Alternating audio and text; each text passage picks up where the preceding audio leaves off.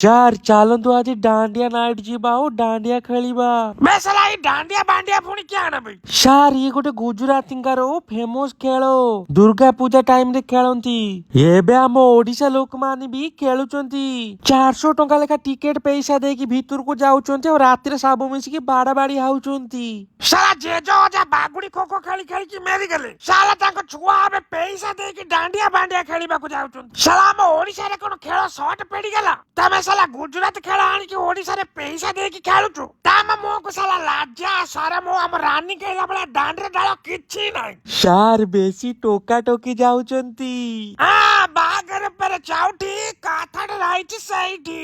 ତୁ ସାଲା ନାଳୁଆ ସେଇଥିପାଇଁ କେଉଛୁ ଦାଣ୍ଡିଆ ଖେଳିବାକୁ ଯିବା? ନାଇଁ ସାର୍ ମୁଁ ଏମିତି ଖାଲି ଦେଖିବାକୁ ଯାଇଥାନ୍ତି। ସାଲା ନିଜ ପରମ୍ପରାକୁ ପାଦରେ ଆଡେଇକି ବାର ରାଜ୍ୟର ଖେଳ ଖେଳିକି ସୋପ କାରୁଛନ୍ତି। ସାଲା ରାଜ୍ୟରେ ଦୋଳି ଖେଳିବା ଭୁଲି ଗଲେଣି, ହେଲେ ଦାଣ୍ଡିଆ ବାଣ୍ଡିଆ ଖେଳ ଚାଲୁ ରଖିଛନ୍ତି। ସାଲା ଏଗୁଡା ପୁଣି ଓଡିଆ अस्मिताର ରକ୍ଷା କରିବେ। ସାର୍ ଚାଲନ୍ତୁ ଏଇ ଥାରେ ଖେଳିକି ପଳେଇ ଆସିବା। ଆମେ କଣ ସବୁବେଳେ ଖେଳୁଛନ୍ତି?